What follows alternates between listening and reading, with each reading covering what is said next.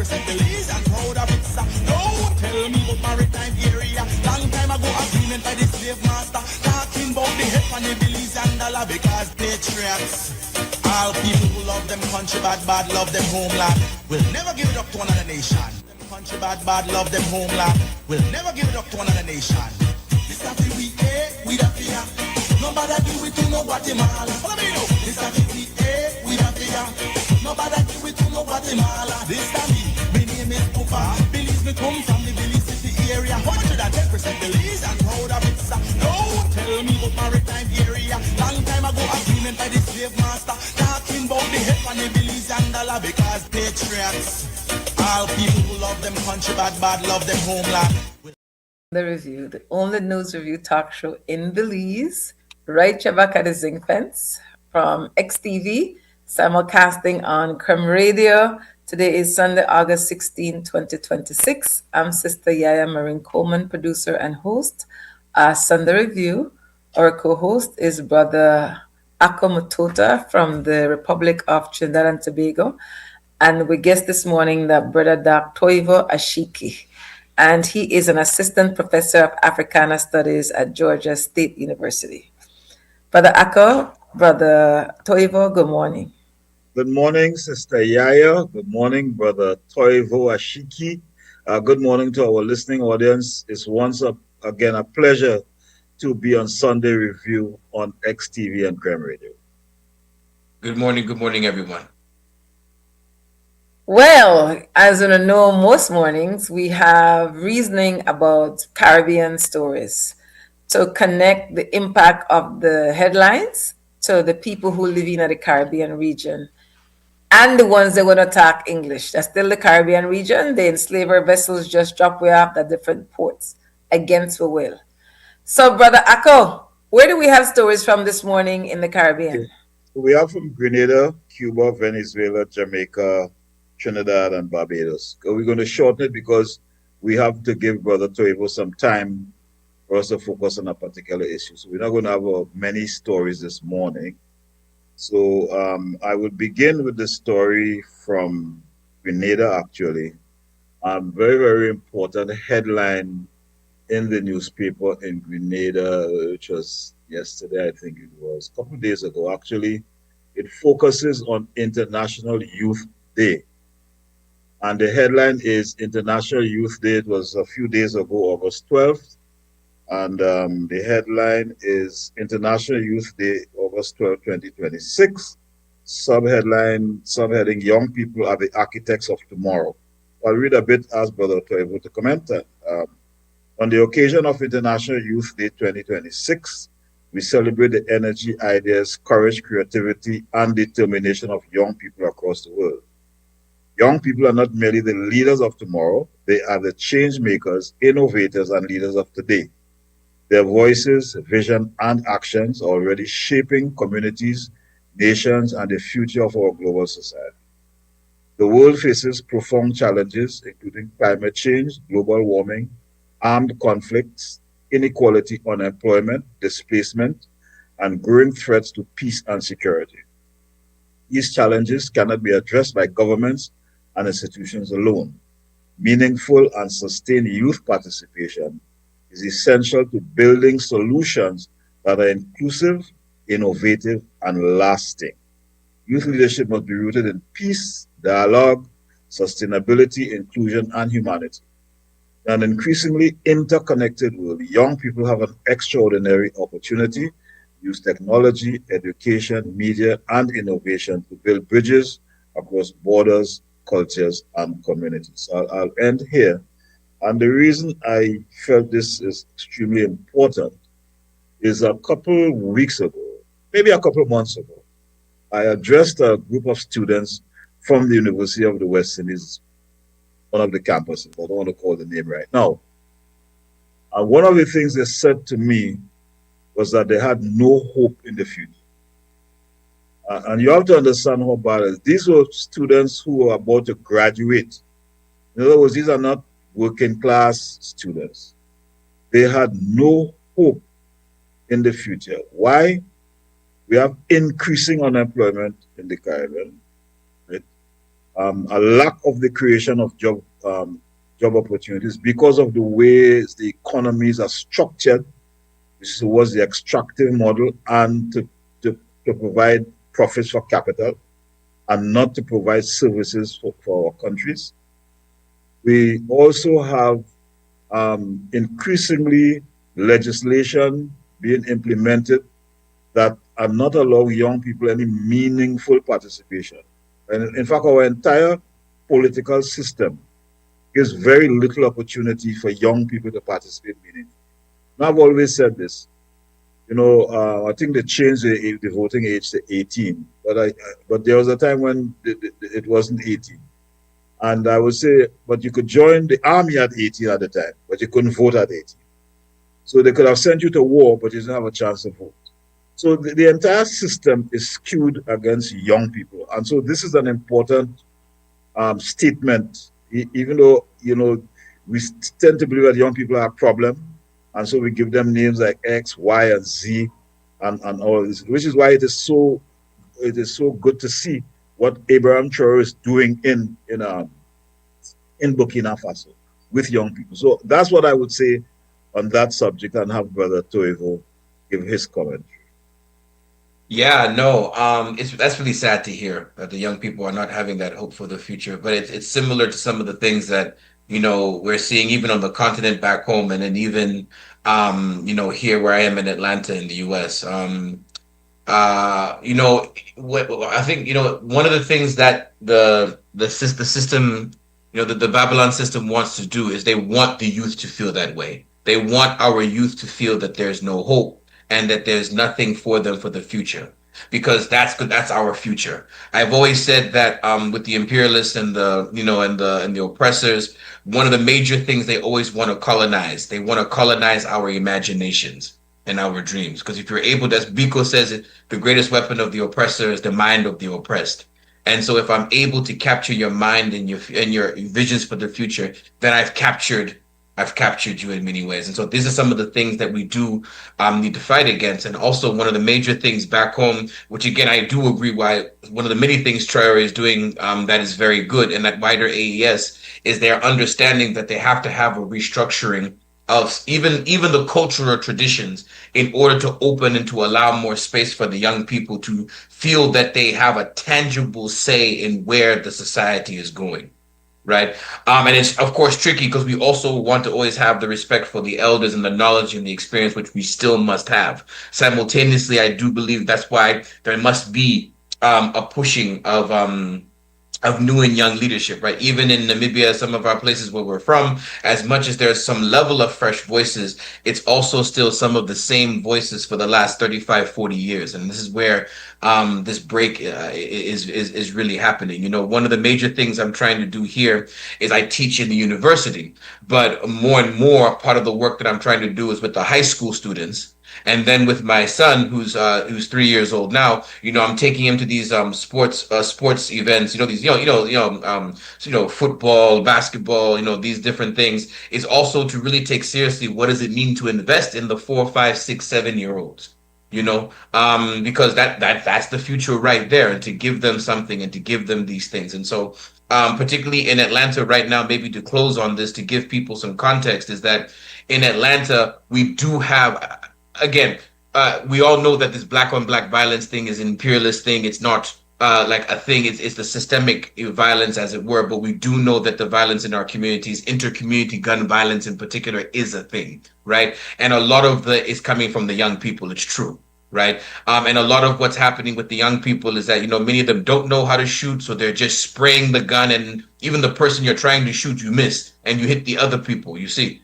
And so a lot of some of the work that we're doing to kind of work with some of the young people to get them away from the gangs, to give them other options, is to address this feeling of hopelessness. They're moving toward those gangs. They're moving toward some of that violence because there's no other options for them, and there's no other spaces where they feel in charge of their life. But then if they think if they have a gun and they have some people with them, then at least we are in charge of something. And that means we have to provide something different for them. And so, no, I think these youth days are very important. And for us as Pan-Africanists, revolutionary communists, and all these things, or all the words you want to call yourself, we really do have to invest in the youth and really reorient our minds to empowering them and making them feel that even if they make their mistakes, we're still going to be there as a society to support them in the fight. Fair enough. One of the things that, and Brother Akka has been doing this work longer than me, it just gets weary. Because you have all these different people, individuals, groups, the state, who say over and over again the youths are the future of today, and say that they care. And they may put a band-aid for a period of time, but now we have generational families who are hopeless. So it's even harder, not impossible, but harder. So how do we, and then remember, people have different mindsets. So the Christians have a stronghold, I would say, in Belize, for example, when it comes to youth. Even though you don't have as many young people going to church, like maybe I would say in the 70s, at least not from my lived experience. And then you have the state who would say that they're doing something. Then you have individual. So you have pulling people. People are confused. They'll go wherever the material help is first and foremost.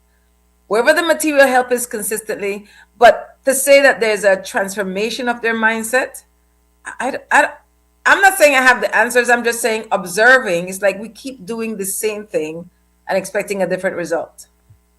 You say, YaYa, what to me, what has happened is that all our institutions, including the so-called religious institutions, they have become commodified, part of the neoliberal and capitalist order. So they are not even true to their mission as Christians. I'll give you an example. My first sense of service, right, was through the church, community service.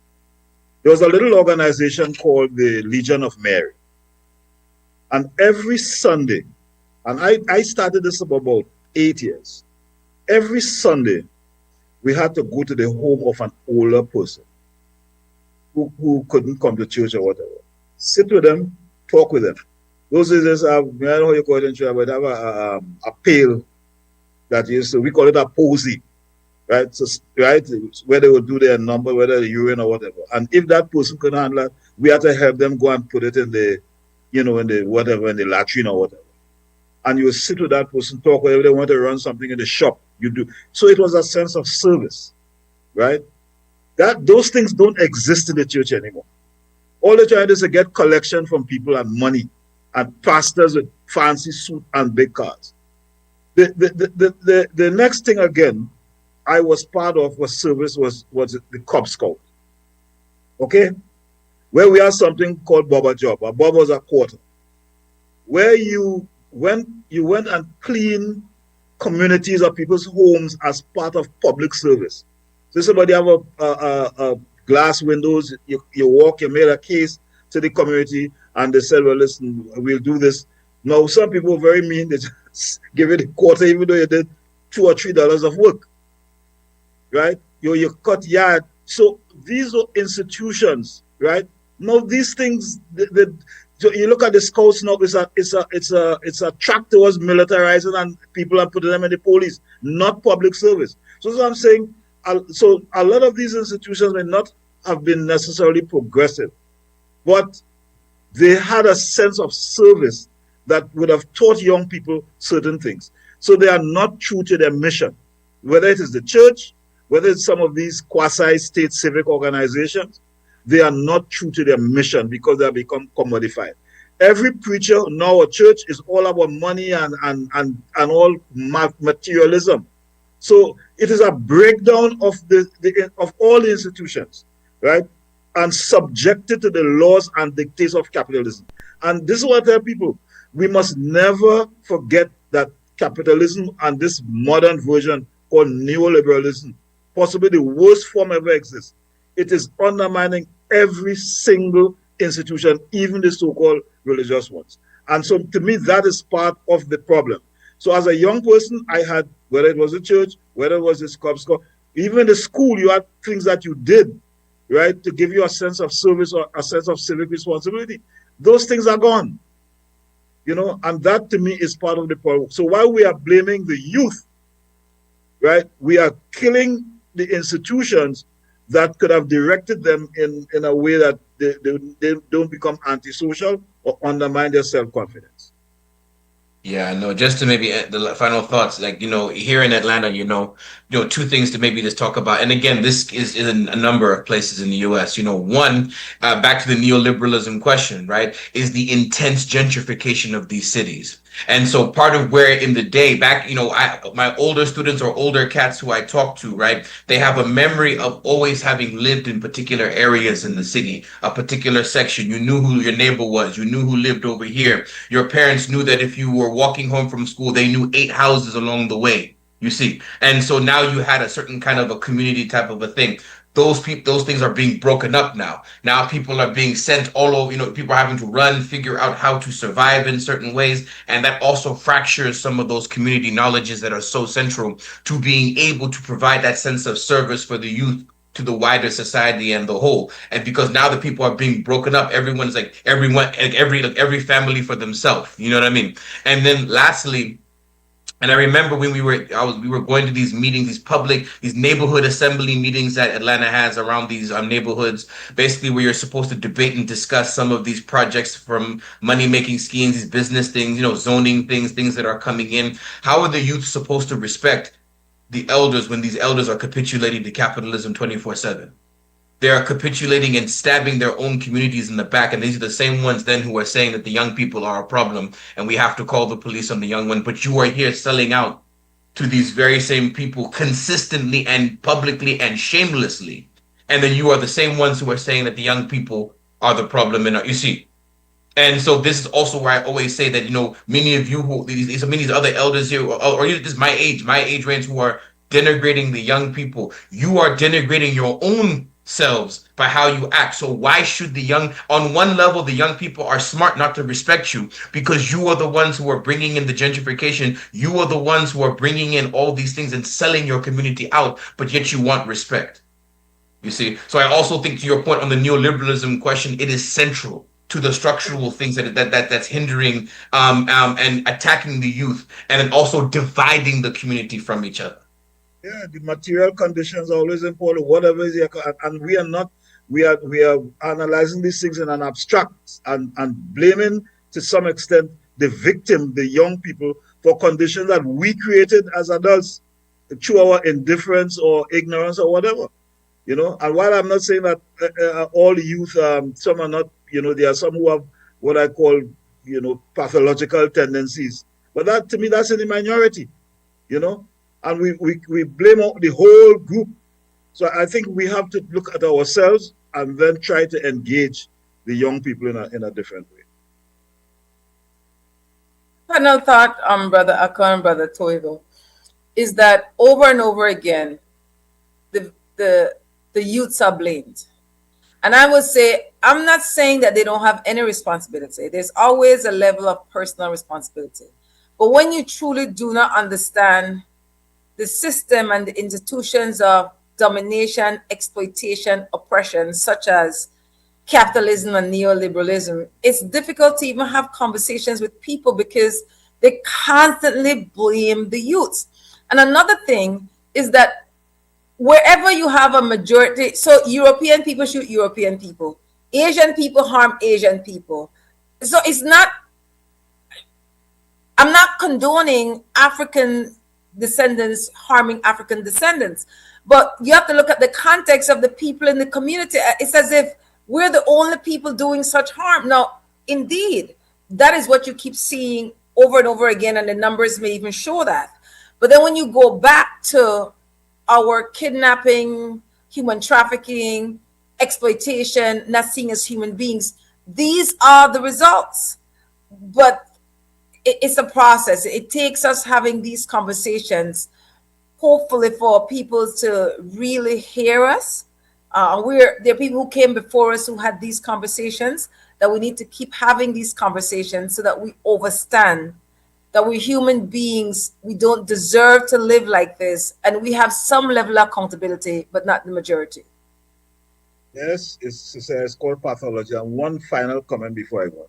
A friend of mine who's a journalist in Trinidad here, he was doing a survey for the courts, some research for the courts. So she came to my community, in the rural community. Right? So we went to one court in a predominantly African community.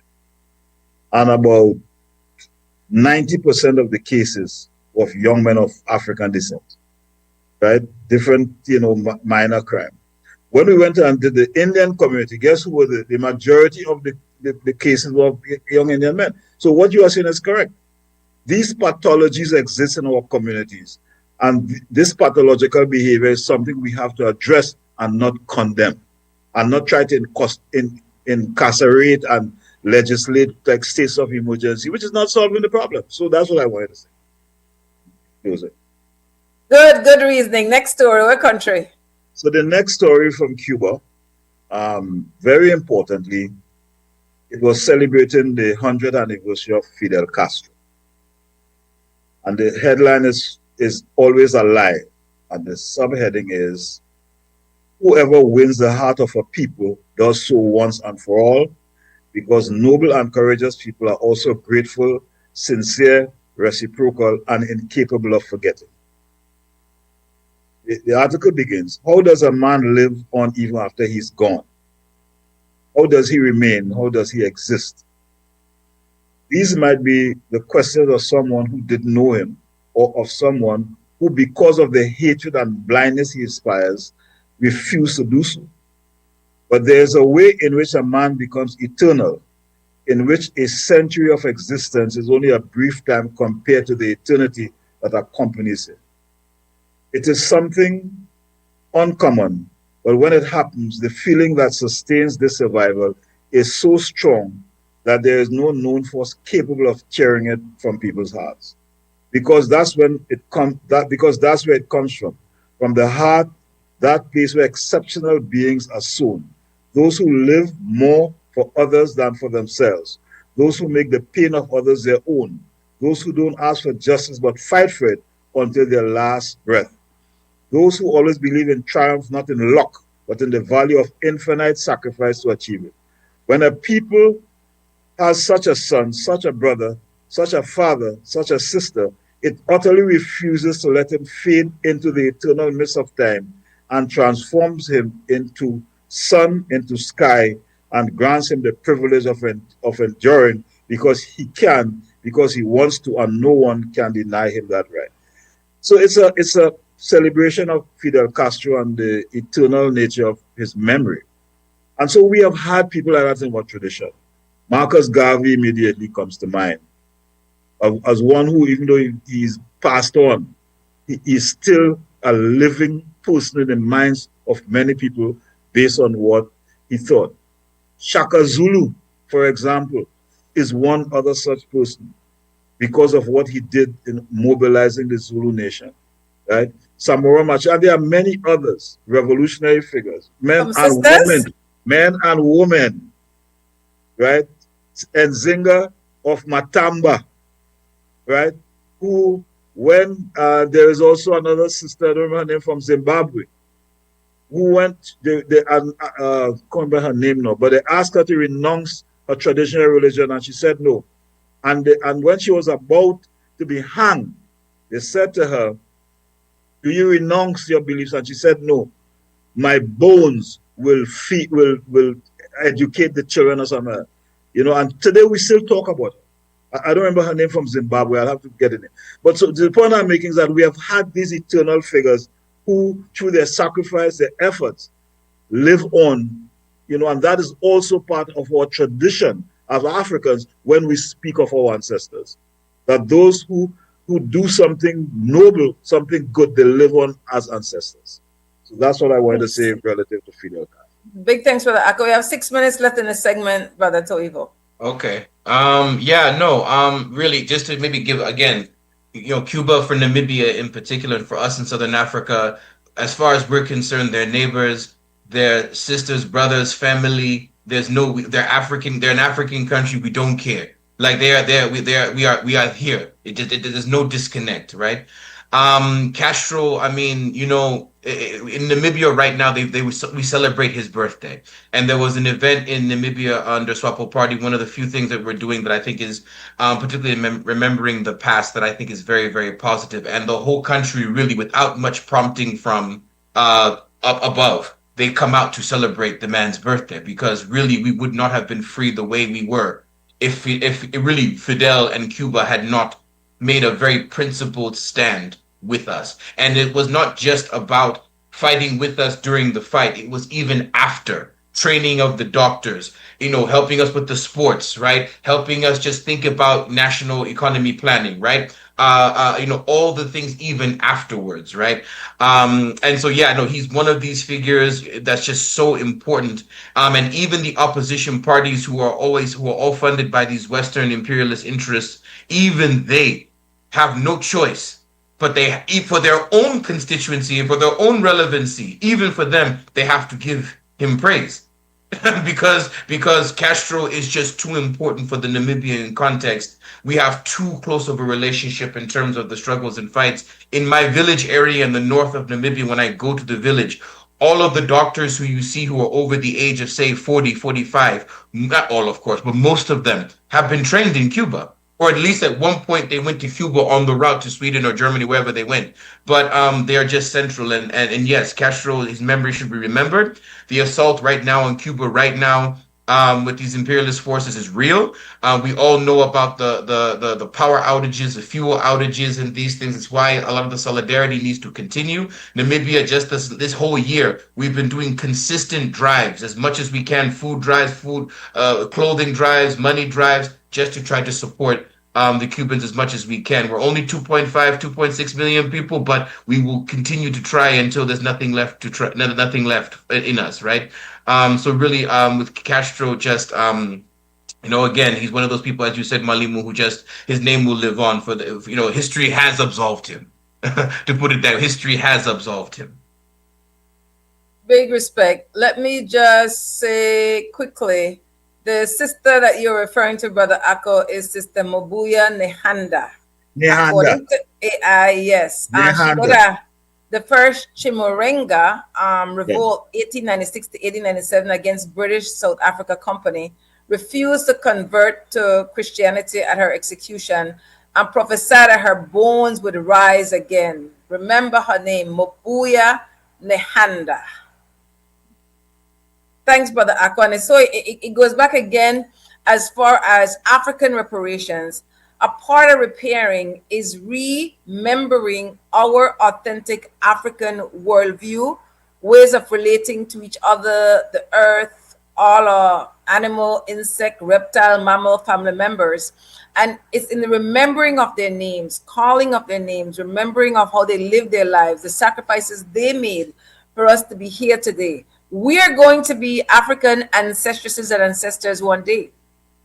Based on how we live and how we engage other beings, people will or will not remember us. So to my understanding, for us to be useful in the spirit world, we had to have been useful in this physical world. And so it's a reminder, it's a call to ourselves, to those listening, that we have a duty to the people who came before us to leave a legacy of our overstanding of living on Mama Earth. And so with that, anything, you got like a minute, Brother Ake, you want to say anything before we go to break? Yeah, just one thing. Again, it's since we're on Fidel and we have 1 minute, it's just another piece, which I'll read briefly. I think it's a minute to read it. So, and the piece is another tribute to Fidel, and it's about a poet in Manzanillo. A young poet wrote, begin, in Quito, an old woman, almost 100 years old, after seeing Fidel embrace her beard, her smile, her heart full of the people, a whole tremor, an incredible ember in her ashes, told her grandson that she could die now, that she was happy now because she has seen the man. Very interesting is an old woman, and the poet is writing about this. And he goes on to say that wherever the hungry, the dispossessed, the illiterate, the landless lived, Fidel's name stood as a symbol of dignity. He had blown the impossible to smithereens time and time again. He has kept his promises he had dedicated himself to making the revolution after the revolution. And people saw it. He lost his voice, he fell ill and recovered without ever ceasing his work. Not even from his sick bed, he took off his cloak to cover the woman who had lost everything, and his own boots and those of his bodyguards to clothe the feet stripped bare by the hurricane. People saw him, undaunted by the trap set by the ambassadors of death, without a vest, atop a tank, machete in hand, the first to face the challenge, the misfortune, and the victory. They saw him and recognized themselves in him. So that is the piece on Fidel that, I think it was very important that we read that piece, because he is possibly the most famous Caribbean citizen ever in history. Big respect to Comandante. Comrade Fidel Castro. And one of the things I want to say before we go to break, he was a human being. The man had flaws, but sometimes we get stuck on critiquing people and their humanity as opposed to looking at the bigger picture. What did they do to leave the world a better place? And collectively, we could see an improvement in the quality of lives of people. So salute, Comrade Fidel Castro in the spirit world. Break time. Smart for everybody. Smart leading everything. Smart give you everything. Smart offer everything. Smart give you everything. North to the east and the south and the west. Smart are the best. Calling. Double up my data and give me all the text. In fact, give me a plan for my family. Unlimited calls so me like it. And Smart make everybody feel happy. Bringing people together, me want it now. Smart got love for everybody. Me want my Smart plan. Want it right now. Me want my Smart plan. Want it right now. More bundles, data plan. Me want my smartphone, internet in my hand. Cause me want my Smart plan. Want it right now.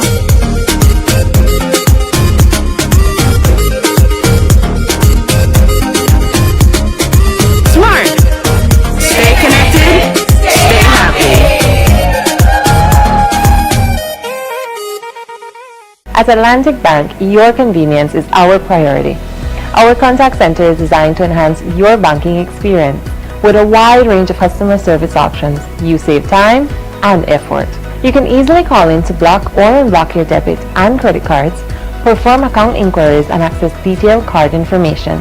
Whether you need assistance with online banking, merchant support, or general inquiries, our team is ready to help.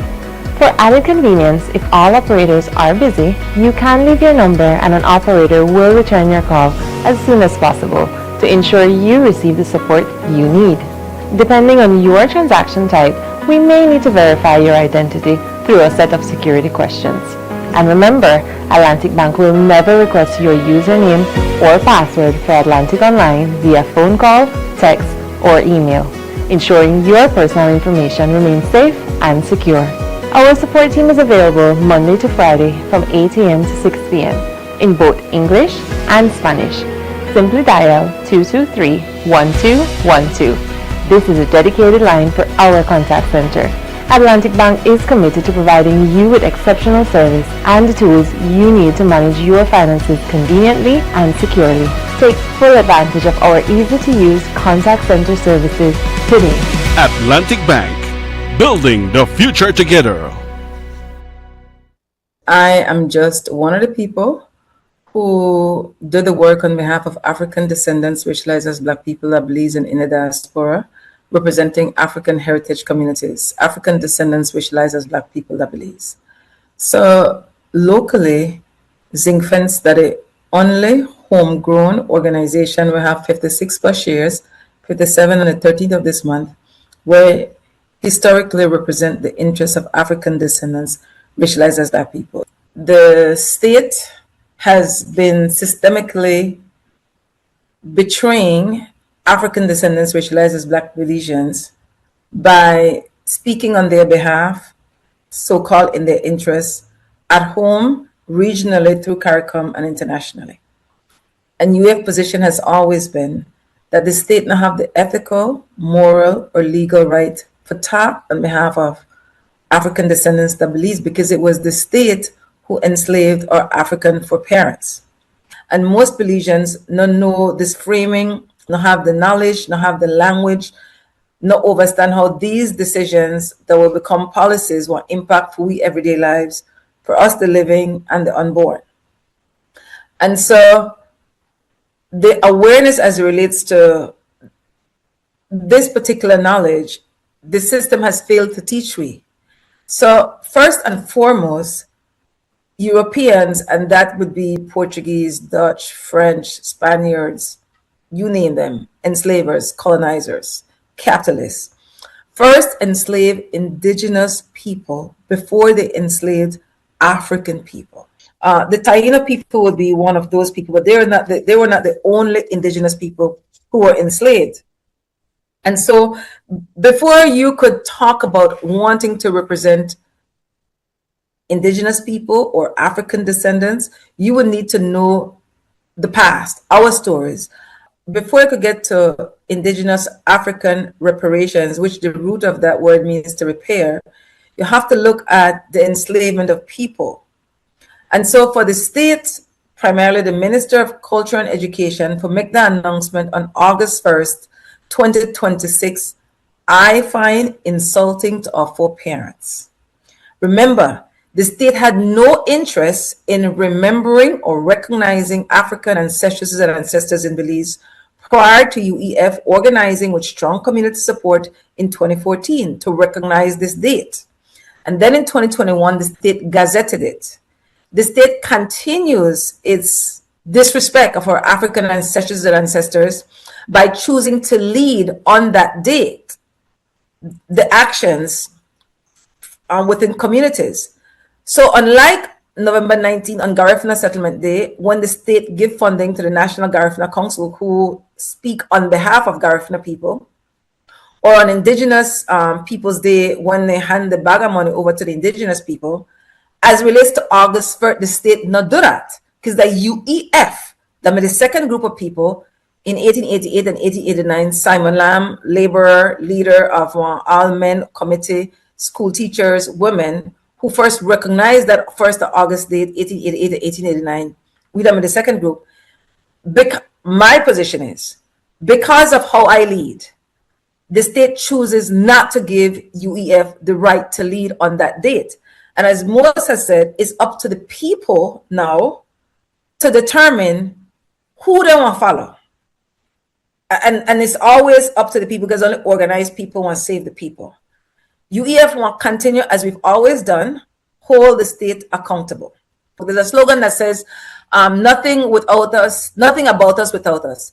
That means you don't have the right to make policies or laws that will impact for we lives without credible people at the table, people who have evidence of organizing as it relates to indigenous and African descendants, emancipation and reparations. I challenge any at the end of that table. Show the receipts. Then, oh yeah, show the receipts that you've been doing this because you don't have it.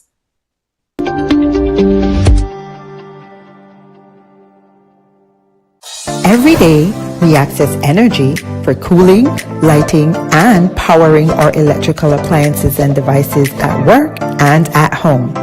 During cooler months, we rely less on cooling appliances such as fans and air conditioners. However, during warmer months, as the temperature and humidity rises, we use more energy to cool our spaces, and our appliances and electrical devices work harder than they do during the rest of the year.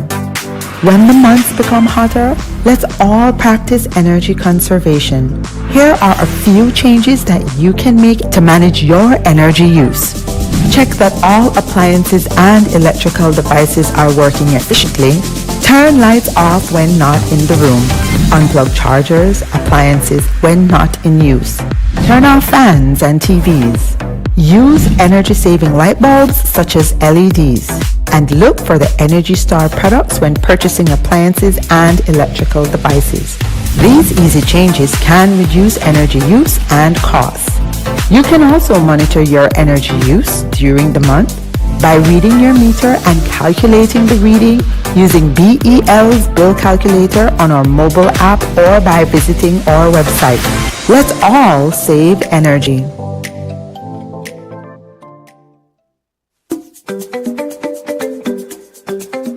When I install an AC system, I recommend Ream from Bennett.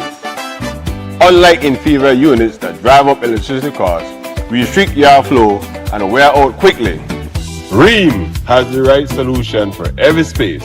With a wide range of options, I can choose the right Ream system to keep every customer cool, comfortable, and satisfied. Because at Benny's, quality is saving. Best for you and best for me. At Benny's, it's the quality. Benny's, quality and saving.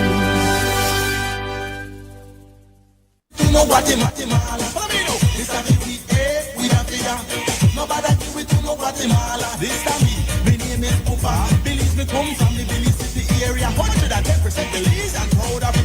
Don't tell me about maritime area. Long time ago agreement by the slave master. Talking about the head and the Belize and dollar because patriots. All people who love them country bad love them homeland. Will never give it up to another nation. Country bad love them homeland. Sister YaYa, Brother Ako, Brother Toivo.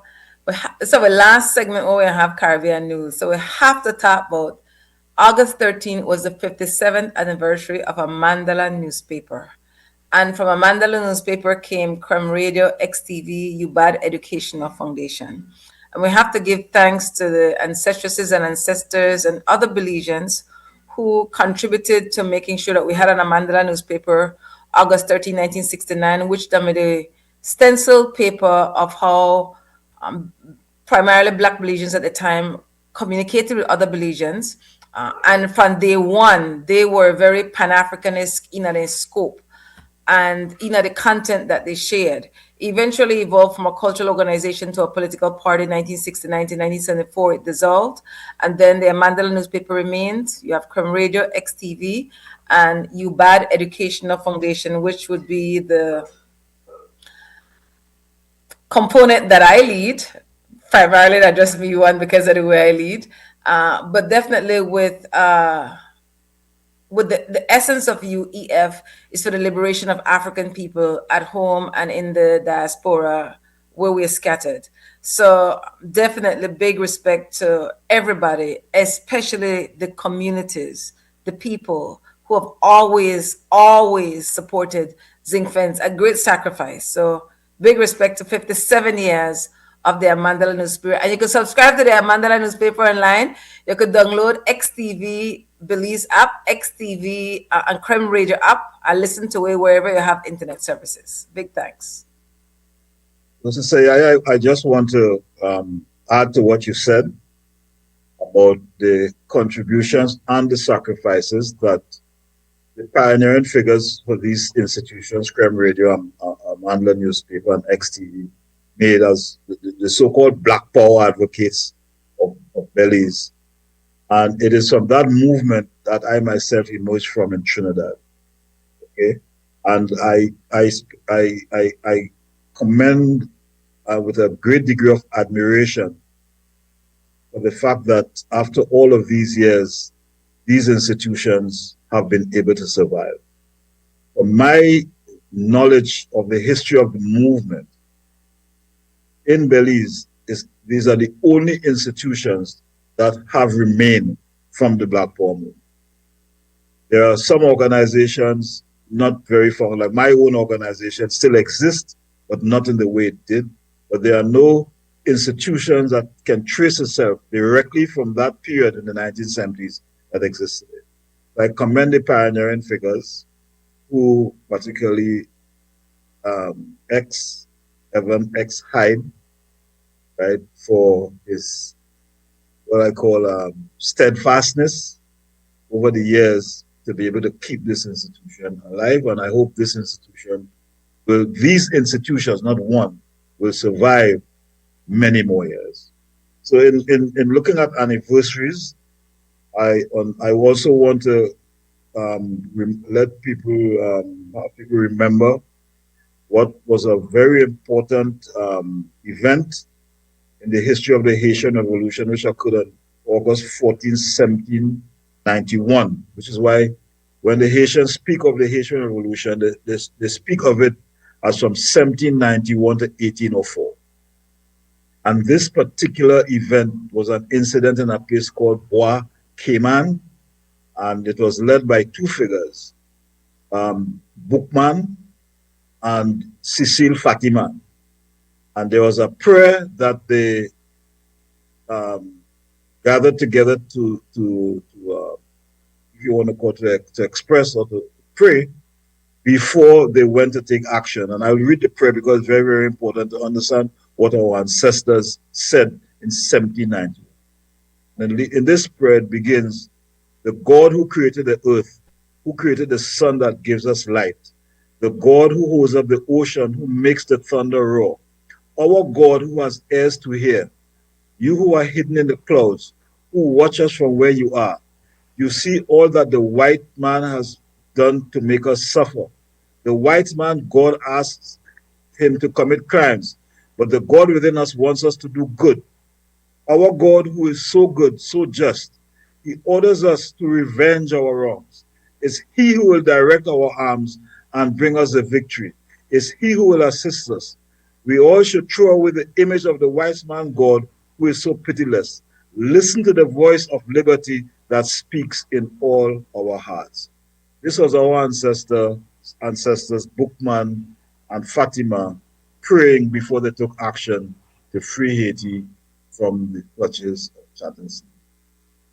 And one of the things for many people that the first time we're hearing that prayer, and what's important is they were very clear that they were having this spiritual experience from an African worldview.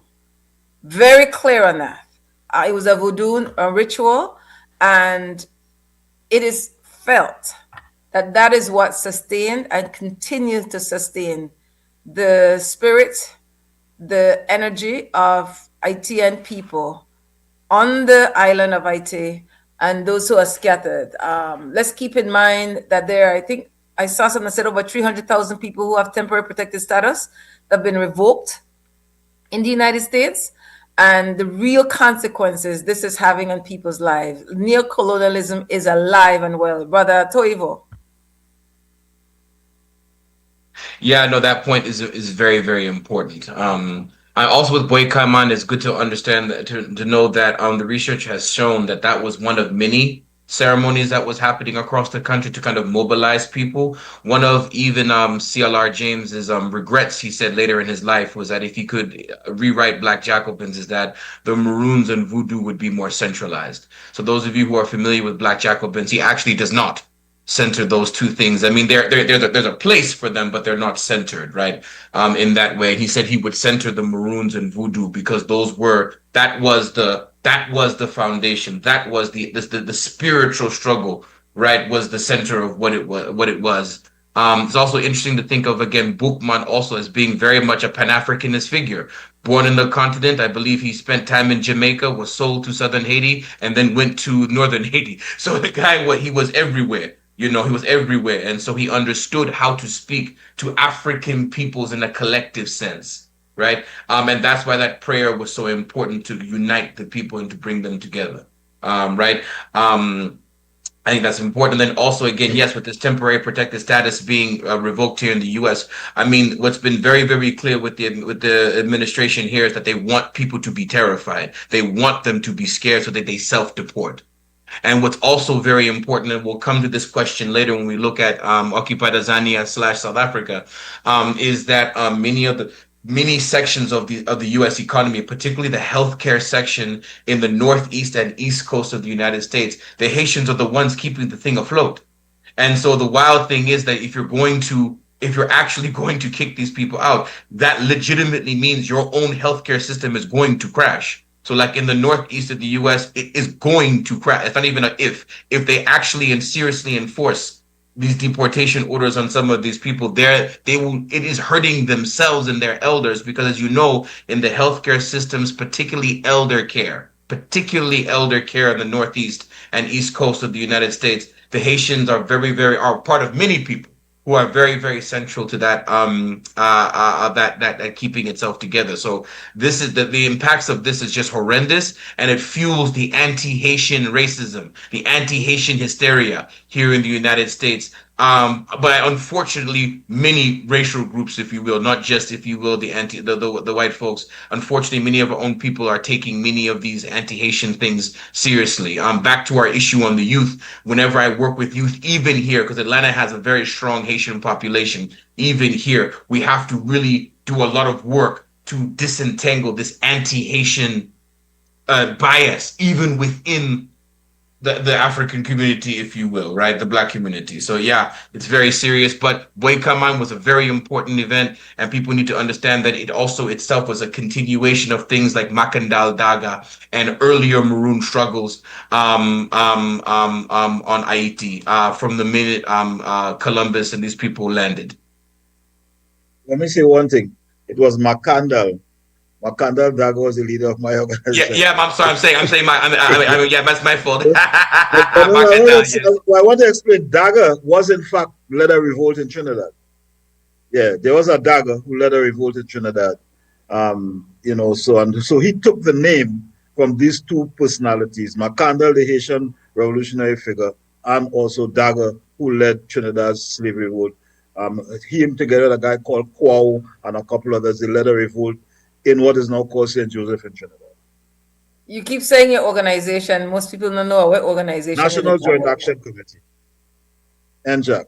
So we move on to the next. Unless Sister Leah, you want to comment before we move on to the next? No, I was going to tell you. Remember, we have limited time to go. Yeah, so I'm going to read the one.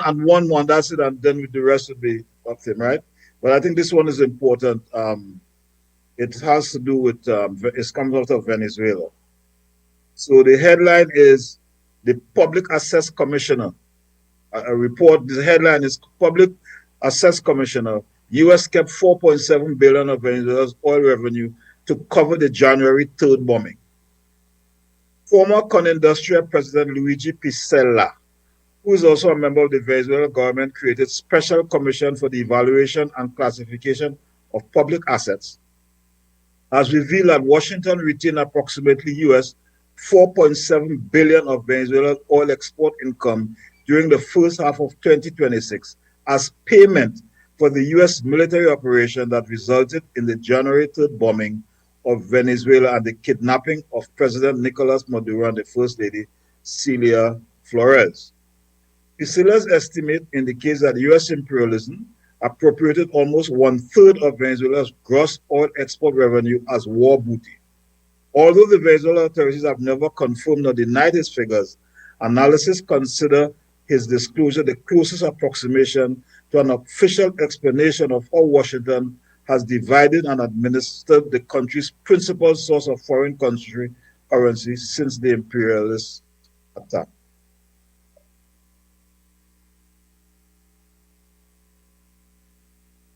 Are you hearing me? Yes, Brother Akka, we're hearing you. Pisella is historically a far-right Venezuelan businessman, but he had to come out and say something about this, I guess pretending to be a patriot. But it also said that the Financial Times reported that the Trump administration had collected over $13 billion from oil sales in 2026, right, between January and June, right? Oil revenue, it said, for the first half of 2026, based on estimates, not what the U.S. has given, which is 11.2, based on actual estimates, it is 14.5 billion, according to Pisella. And what he went on to say, I want to cut the article, what he went on to say is that is even more than the Germans paid in reparations, because this is 27% of Venezuela's total oil exports, and I think the Germans paid far less than I think they paid 13% in terms of the reparations for the damage they did to Europe. So it's a very important article in the context of the masquerade that Venezuela was living under a dictator and they were there for democracy, when all along those of us who knew, always knew that it was about appropriating and expropriating Venezuela's resources.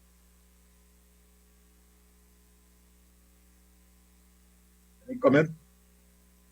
Yeah, no, I mean man, it is so tragic and disheartening what's happening in Venezuela. One of the questions I've always been asking, and I feel I've never gotten a great response from things, is like, if you're claiming to be a working class people's movement, right? At very base level, what on some levels, what's the working class saying? If you believe in the proletariat as a revolutionary class, if you believe in the working class, and say if you believe these things, which is what they say they believe, then what are they saying? Is this what they actually want? You see what I'm saying, right? And particularly with the oil workers, has always been my question: where are these oil workers? What is your relationship to them? At the end of the day, oil can't pump itself. You need labor at the end of the day to pump the oil. What are the laborers saying? Right? And we were speaking about this a little bit before, and it's very, very clear that the elites have made a decision that was not in consultation. The idea was to stay in power versus to actually resist imperialism and neocolonialist domination. And I do think that is a problem, and it shows again in many ways levels of a weakness in the foundations of their own movement.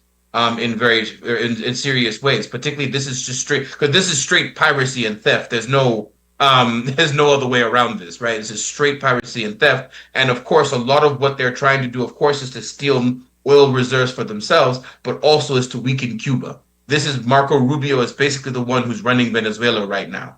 It is his thing, and this is essentially what is happening to harm the Cubans, right? And then also to break up this like sort of counter. I also think one thing, just to also add to this that I think is important, and it's not talked about enough, is the Saudi Arabia connection to this stuff, right? It's very important with Saudi Arabia here because, again, this is part of what they wanted to break the major, shall we say, ideological counters to Saudi Arabia were always Iran and Venezuela. Since Chavez, in terms of oil and OPEC and these things, you have now removed Venezuela as, if you will, this ideological and practical competitor. And of course, we see what's happening in Iran, although, of course, the Strait of Hormuz thing is backfiring on the imperialists very, very strongly. But I think this is also something that we must think about in terms of the Saudis very much, because years ago also, they began to pump way more and produce a lot more oil as a way to cheapen the price to attack Maduro. And then it's about 10 years, I want to say a few years ago, 10 years or so ago, they were doing this to attack the Venezuelan economy. And so I also want us, most definitely, this is the US. Of course, the US has the major thing that we are focusing on, but I very much want us to always remember Saudi Arabia also is very much one of the invisible hands around things happening, right? Of course, we can talk about the Zionists in occupied Palestine being heavy on what's happening with Iran, but let's not let the Zionists, these Zionist Israelis there, blind us to also seeing that the Saudis are central in this too. They have been fighting, if you will, their own Cold War with the Iranians in Yemen for decades. Right? The Shia Sunni split, some of these things here, and other ethnic things there. So, but what's happening in Venezuela is just tragic, man. And it's just very, very tragic. And even this diaspora that's out here in the US in particular, in Atlanta, New York, other places, celebrating the fall of Maduro, even them, I feel they're maybe finally waking up that these people ain't doing this for you. They don't care about you. These imperialists, Trump, they're not doing it for you. They don't care about you either. They will bleed your country dry. So even if you go back, there will be nothing left for you even to go back to. So even these people who were celebrating Maduro's capture, et cetera, what are you saying now? Yes. Thanks, Brother Akko. Yes. So the last one before we move on to say YaYa is an article on Jamaica, from Jamaica. And it says Jamaica, Caribbean's largest bauxite producer, plans to use Louisiana refinery to help Ghana build its aluminum industry in $60 million deal. Right? Jamaica is turning back to Africa 21 years after promising to help Ghana build an aluminum refinery as the two countries move to revive a decades-old bauxite and aluminum trade relationship through a proposed $60 billion deal. Jamaica and Ghana negotiating to revive the old bauxite and alumina trading relationship with this 60 million potential deal. The agreement aims to help Ghana capture more value from its bauxite resources and reduce dependence on imported aluminum. The deal involves Jamaican bauxite being refined in Louisiana, USA, then shipped as alumina to Ghana for aluminum production. The agreement could significantly expand bilateral trade and support Ghana's long-standing goal of creating an integrated aluminum industry. Ghana still has vast bauxite resources but lacks a domestic aluminum refinery, leaving its aluminum industry dependent on imported aluminum. I want to stop here. It goes on because we want to give Toivo time. But what was interesting for me was this, that the refining of this is being done in Louisiana. So, you know, a lot of people are seeing this as some kind of Pan-Africanism because of Ghana and Jamaica. And the comment I would want to make before Toivo speak about this is capitalism with Pan-Africanist characteristics is still capitalism. In other words, this is an exploitative relationship of both Jamaica and Ghana while masquerading as Pan-Africanism. So Pan-Africanism with imperialist, capitalistic, and neoliberal characteristics is still capitalism. And we have to understand that that is the monster we are up against.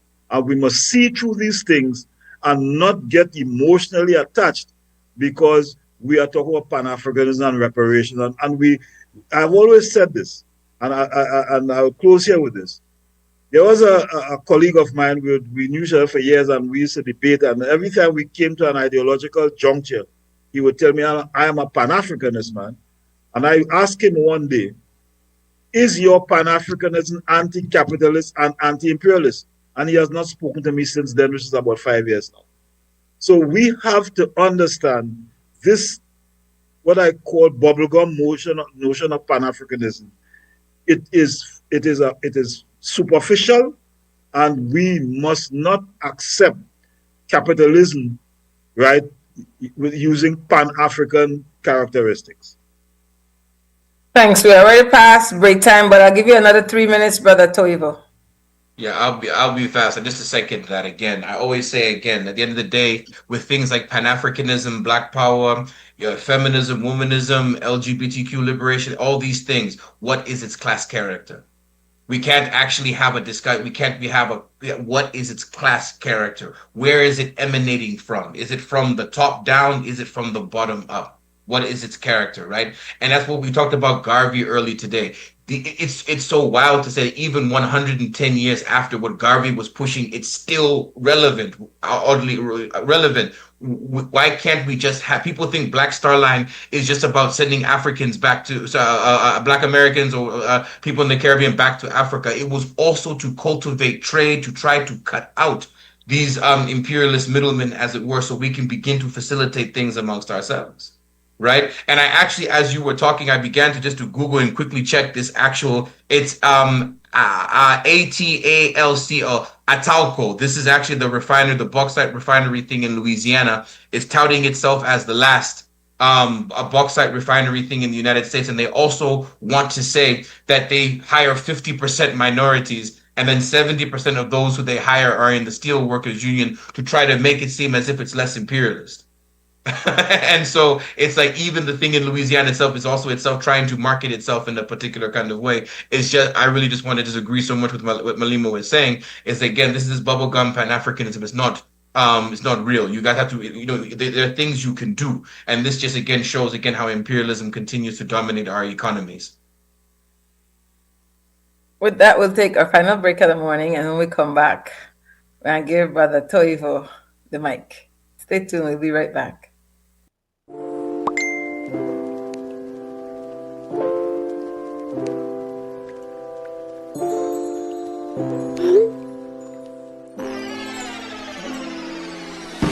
Have a vision? We've got what you need.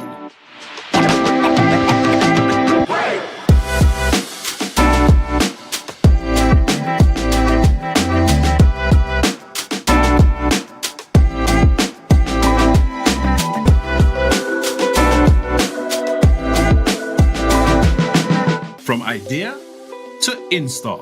Brothers Habet, all your building needs under one roof. En Atlantic Bank, tu comodidad es nuestra prioridad. Nuestro centro de contacto está diseñado para mejorar tu experiencia bancaria, con una amplia gama de opciones de servicio al cliente. Ahorras tiempo y esfuerzo.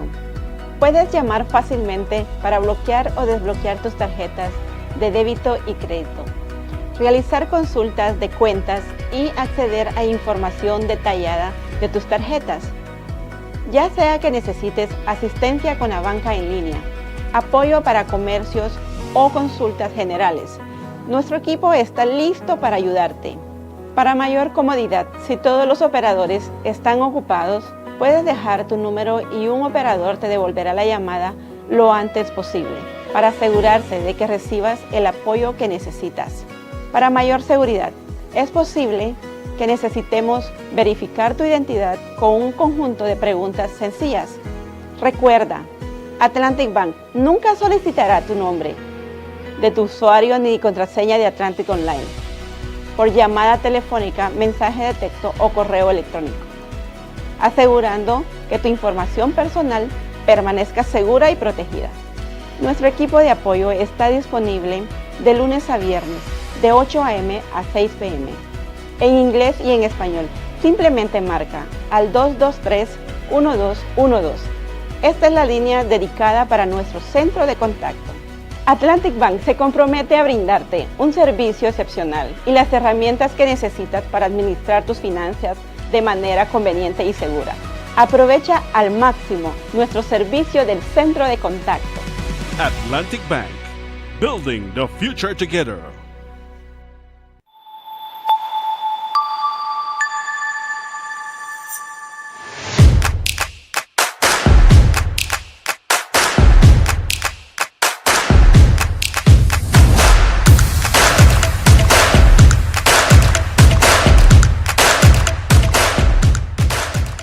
I am just one of the people who do the work on behalf of African descendants, racialized as Black people that believes in the diaspora, representing African heritage communities, African descendants, racialized as Black people that believes.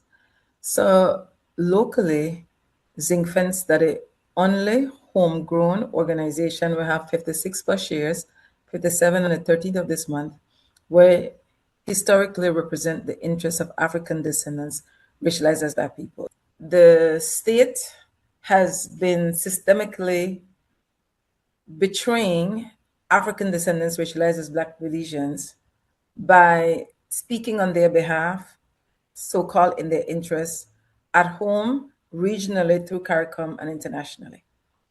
And UF position has always been that the state not have the ethical, moral, or legal right to talk on behalf of African descendants that believes, because it was the state who enslaved our African foreparents. And most Belizeans don't know this framing, not have the knowledge, not have the language, not understand how these decisions that will become policies will impact we everyday lives for us, the living and the unborn.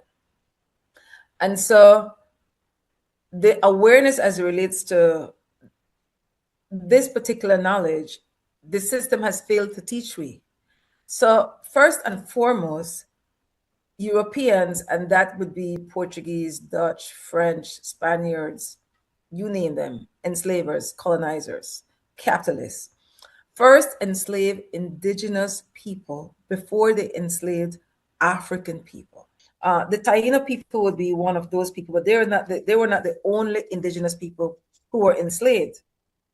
And so before you could talk about wanting to represent indigenous people or African descendants, you would need to know the past, our stories.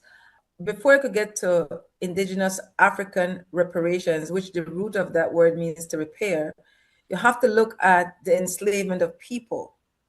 And so for the state, primarily the Minister of Culture and Education, to make the announcement on August 1st, 2026, I find insulting to our foreparents. Remember, the state had no interest in remembering or recognizing African ancestresses and ancestors in Belize prior to UEF organizing with strong community support in 2014 to recognize this date. And then in 2021, the state gazetted it. The state continues its disrespect of our African ancestors and ancestors by choosing to lead on that date the actions within communities. So unlike November 19 on Garifuna Settlement Day, when the state give funding to the National Garifuna Council, who speak on behalf of Garifuna people, or on Indigenous Peoples Day, when they hand the bag of money over to the Indigenous people, as relates to August 1st, the state not do that, because the UEF, that made the second group of people in 1888 and 1889, Simon Lamb, laborer, leader of all men committee, school teachers, women, who first recognized that 1st of August date, 1888 to 1889, we done with the second group. My position is, because of how I lead, the state chooses not to give UEF the right to lead on that date. And as Moses has said, it's up to the people now to determine who they want to follow. And it's always up to the people, because only organized people want to save the people. UEF want to continue, as we've always done, hold the state accountable. There's a slogan that says, nothing without us, nothing about us without us. That means you don't have the right to make policies or laws that will impact for we lives without credible people at the table, people who have evidence of organizing as it relates to Indigenous and African descendants, emancipation and reparations. I challenge any of them at that table. Show the receipts. That's what YaYa, show the receipts that you've been doing this, because you don't have it.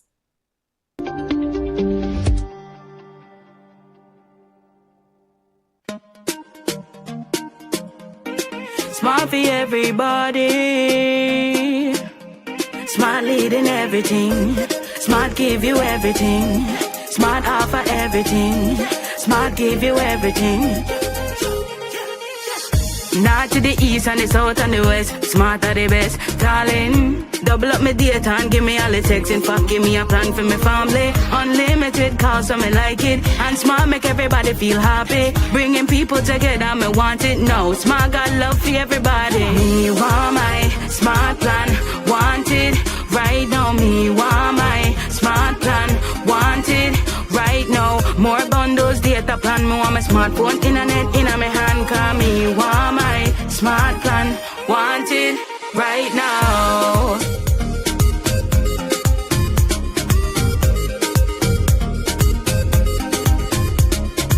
Smart.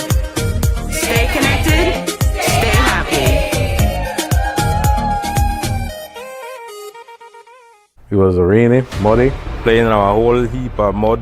We actually started working out of an apartment with about 6 of us. It was only 9 of us. About 15 of us, not sure where we were heading. I came from Cancun, Mexico for an interview and I didn't go back. First time working a big girl job. And if you didn't know, you had to figure it out. I didn't know anything about plumbing, so I had to study YouTube. We won the bid. I definitely have to ask your boss to give you a raise. I plan on retiring here. 8:39 in the night, I'm still picking up the phone.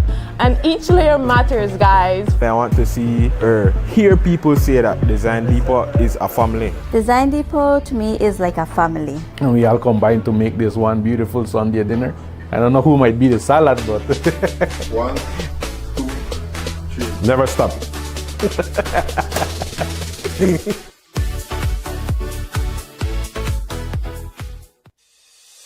Nando's Wholesale is your market leader in Belize's wholesale industry when it comes to high-quality products at the most reasonable and competitive prices.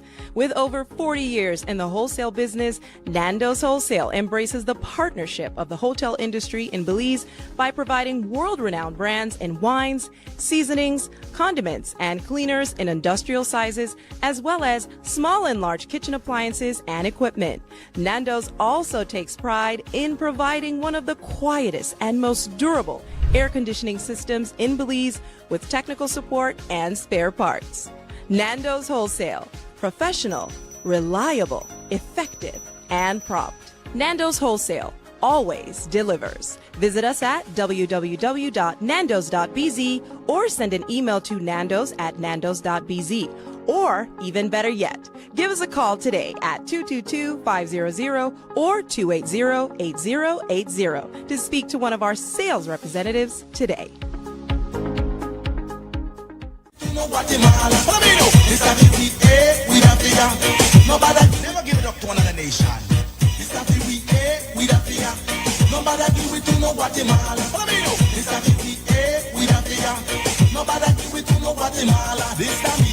My name is Pufa. Belize me come from the Belize City area. 110% Belize and proud of it. Don't tell me about maritime area. Long time ago agreement by the slave master. Talking about the head on the Belize and dollar because patriots. All people who love them country bad love them homeland. Will never give it up to another nation. Country bad love them homeland. Will never give it up to another nation. This is the we the fear. Nobody do it to no Guatemala. This is the we the fear. Sense of the news, Sister YaYa, Brother Akka, Brother Toivo. Brother Toivo wanted to talk specifically about anti-African violence in Occupy Azania, or what some of us may know as South Africa. We have 15 minutes, brother. Yeah, so I'll give myself a quick 5-minute timer just to lay out some broad things. So firstly, I think people have heard about the anti-African violence in occupied Azania / South Africa.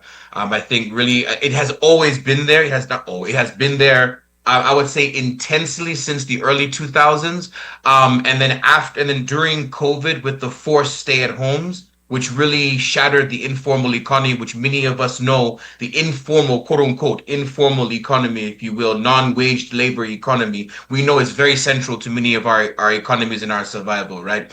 And so it really had heavy, drastic impacts on that, which had larger reverberations. So this energy against, if you will, African migrants to South Africa is not new. It's why we call it Occupied Azania, because it's not free. Obviously, you can tell from some of these things. And so part of what I wanted to do was sort of to give some broad context. I've spoken of some of this in different mediums, but I sort of wanted to give some broad context just to give some people a chance to sort of to give more of a Pan-Africanist, sort of understanding of what's happening as a form of analysis. Okay. So firstly, what I would like to say is that South Africa, now I'll use the term South Africa for now. South Africa has always been under occupation. We consider it conquered territory, right? Many of us do not believe that it is independent because it doesn't have the independent economy. 3/4 of the land is still with whites. The economy, the 95% of the banks are owned by England. So, I mean, this is not really a free economy, right? But South Africa and the white settler colony in South Africa has always wanted it to be seen as different from Africa. And of course, because of the large white population in South Africa, obviously it is very different from other places in Africa, even Namibia. Namibia would be considered having maybe a large white population, but it's maybe 5-7%, maybe. South Africa, it's a little bit more, if you will. But more so than just the physical things of white folks, right? It's also because of the diamonds, the gold, Cape Town's strategic position, right? And the natural resources in South Africa. Global capital has been very interested in South Africa.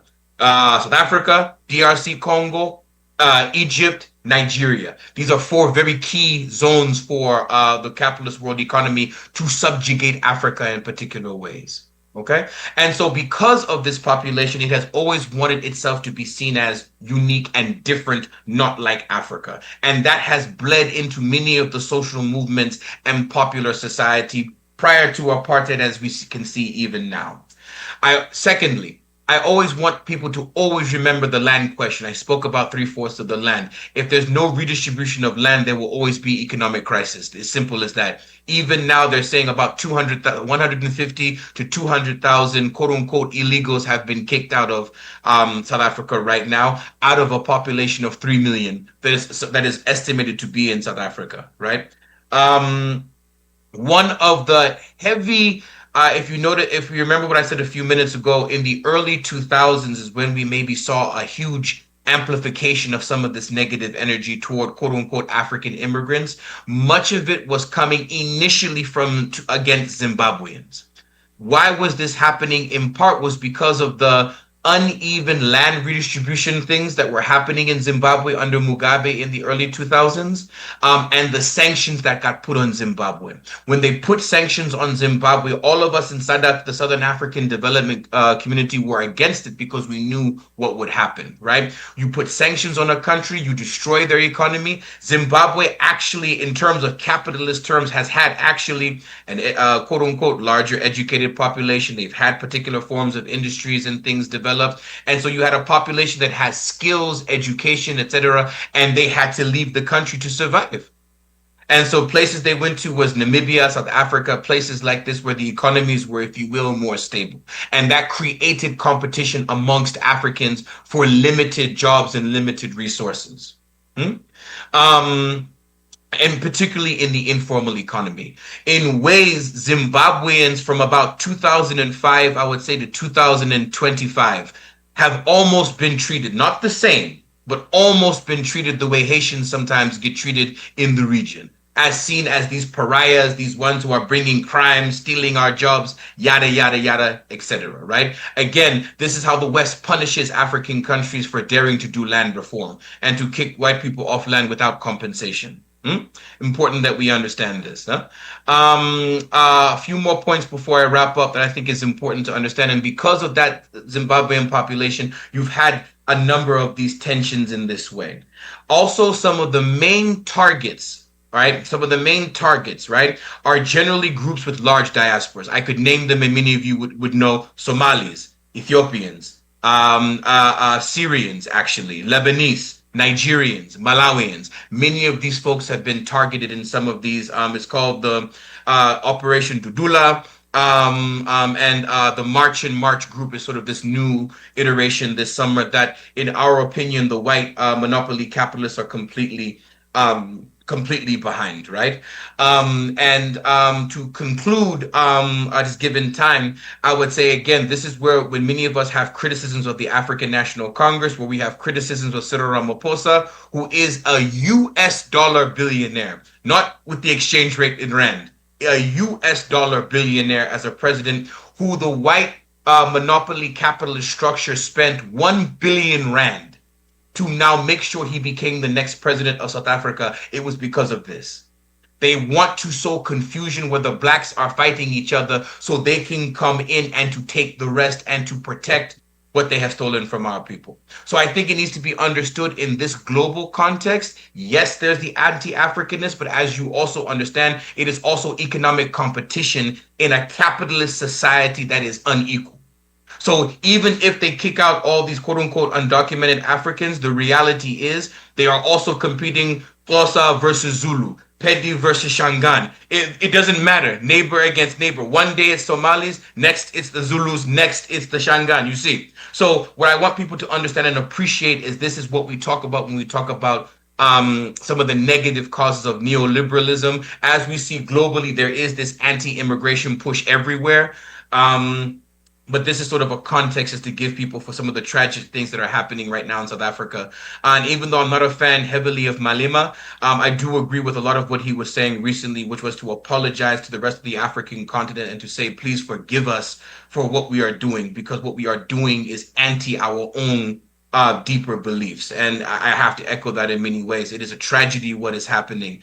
And with that, I will just maybe end my broader discussions. Yes, Brother Akko? So, Sister YaYa and Brother Toivo, I remembered when Mandela was released from prison. I think I was in the US visiting. And there was a lot of excitement of Mandela being released and walking out of Robben Island with Winnie Mandela. We now know that Mandela was released long before that. That in truth and in fact, Mandela was walking all around South Africa, and because people didn't know who he was, they couldn't identify. Okay? But the point I want to make is that in discussing this with one of my colleagues, and including the leader of the organization at the time, his attitude was, What's the big fuss about Mandela being released? South Africa would just be another neo-colonial state. So they use the emotions and the symbol of Mandela to disarm us, right, into believing that somehow he was this revolutionary figure and that South Africa would be on a revolutionary path. I remember there's an Indian guy who was with Mandela. I don't remember his name now. He was also in Robben Island. And in an interview, he made it very clear. He said Mandela was never anti-capitalist. Never anti-capitalist. I don't remember the Indian guy's name now, but he was in Robben Island for years with Mandela. And so he could speak from a position of authority. So what we are seeing now in South Africa, the exploitation, the lack of proper electricity and running water, and these anti-immigrant programs that are running, it is the manifestation of a neo-colonial state. I go back to Trinidad and Tobago. When we got our independence in 1962, so-called the flag and anthem independence, if you know the Trinidad population, if you know Trinidad's history, it was the least populated of all the islands in the Caribbean because it was not what you call a mature slave society like Jamaica and Barbados. In the 1960s, 68, 69, you would hear Calypsonians singing calypsos that were very derogatory of Grenadians and Vincentians. This is despite the fact that a significant number of Trinidadian citizens like myself trace our ancestry to Grenada and to St. Vincent and to other places. There's a particular called Mighty Blakey, and the calypso was his licks in the police van, lock them up. They say, if you ask them for box and they say box, lock them up and put them in the police van. These were the manifestations of a neo-colonial state, which Trinidad is still, despite its so-called independence. These are the things that when we speak about revolution, anti-imperialism, anti-capitalism, these are the things we are talking about. So South Africa, according to the discussion we had when Mandela was released, just moved from this apartheid state to a neo-colonial state. And what you are seeing are the manifestations of this neo-colonial state. And until neoliberalism and the capitalism, right, well, let's put it this way, until the economy is reorganized around a different set of values, until the politics is organized around a different set of ideas, because what we have is a so-called parliamentary democracy, which is an imposed system, which has nothing to do with the traditional systems of South Africa. So until we have a different organization of the politics, a different organization of the economics, and similarly for the Caribbean, we will always have these manifestations. So for example, in Trinidad right now is the African-Indian tensions. In Guyana, it exploded. And these are the manifestations of a neo-colonial. And this is why they want you to have this so-called democracy, because they can get in there and manipulate emotions and manipulate the population like they did in South Africa into turning against people who look like them. So that is my contribution.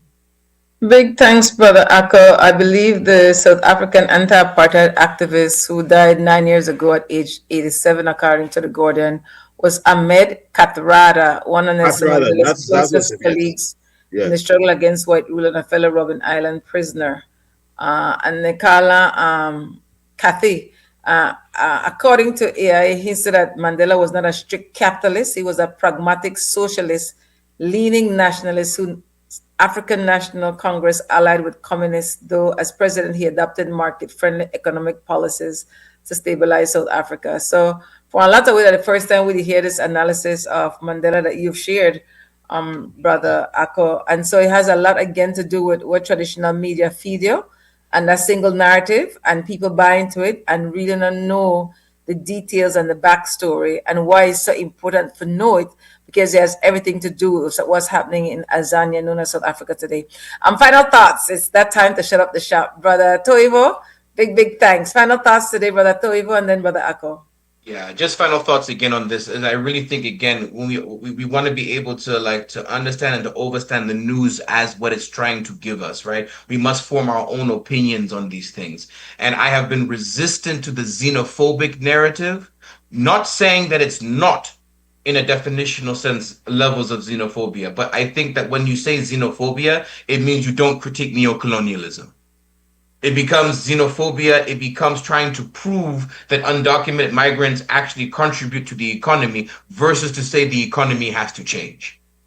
And the white capitalist structure there is in control, and they have been very clear. They love this democracy thing. They say they want 100 different African parties so that the Africans are not speaking to each other.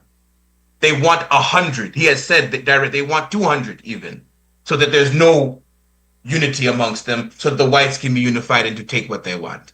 And so it's important that we understand and understand how we understand the news and who is feeding us this news, which is why I push back on the xenophobia, which is not to say there isn't violence against migrants, but it will blind us from the conversation about neo-colonialism, racism, and white supremacy, which is still the power of the day in occupied Azania. Thanks, Brother Dr. Toivo, Asheeke. Brother Ako? So, again, one of the things that we have to understand about capitalism and Western civilization, and which I think is more profound now through the invention of what is called the mass media, is how they invent narratives in order to control political and social and influence, I would say, political and social situations. Right? They convinced many Africans that we were savages, that our culture was evil. And up to today, many of us still believe that. So what we have in a case like South Africa is a continuation of this narrative. As I said in the past, if you looked at some of the Western movies, when the white settlers came to America and they fought the Indians, when they won, they call it a victory. When the Indians inflicted a defeat on them, they call it a massacre. So narrative has been critical in them maintaining their oppression. And we have to learn to deconstruct these narratives and reconstruct our own narratives in order to advance the cause, the revolutionary cause, the justice cause that we seek as people of African descent and other peoples who have been victimized by capitalism and imperialism. We must deconstruct, we must understand narrative and then deconstruct those narratives and reconstruct our own narratives based on our own realities. Big respect, Brother Ako. Just quickly before we close down, last week I had mentioned the state cabinet in Belize choosing to support the buying out of one of the telecommunication partners, Smart, SpeedNet known as Smart, by BTL, which is a majority shareholder telecommunication partner in Belize by Belizeans. Well, because of social partners organizing, primarily union, labor, church, in a way that has never happened before, with senators walking out of the Senate and putting out a press release in unison against the purchase. This past week, the cabinet of Belize agreed that they will not have the purchase of Smart SpeedNet. So that has been been described as a people win, but we also know a price will be paid for this win. What the price will be, how it will impact us as a people, is a conversation we will be having this upcoming week. But definitely from Sunday Review space, we want to acknowledge the independent media houses who joined together as well, and especially on Channel 7, which broke the news over a year ago of the proposed ballot. The state did not inform us, the Belizean people, of it. So again, a time to remember where organized people save the people, but to know, let's be clear, we're going to pay a huge price for it. What it will be, how it will impact our everyday lives is yet to be determined. So big thanks to Brother Toivo Asheeke. Asheeke, Brother Toivo Asheeke, Assistant Professor of Africana Studies at Georgia State University in Atlanta, Georgia, and Brother Mutota, co-host of Sunday Review Revolutionary. He's an honorary Belizean now, I want you to know.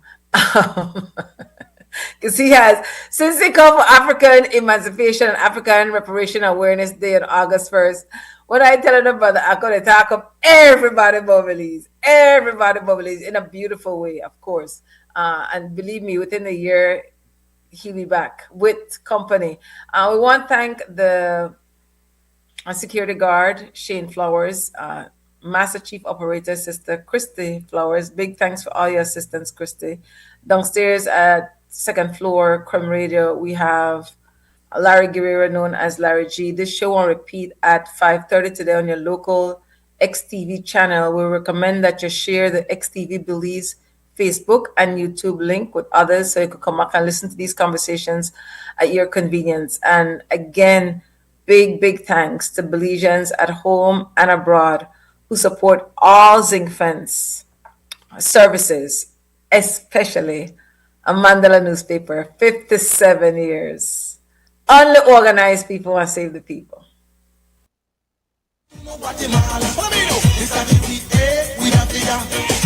give it to no Guatemala. This time me name is Upa. Belize me come from the Belize City area. 110% Belize and proud of it. Don't tell me about maritime area. Long time ago agreement by the slave master. Talking about the head on the Belize and dollar because patriots. All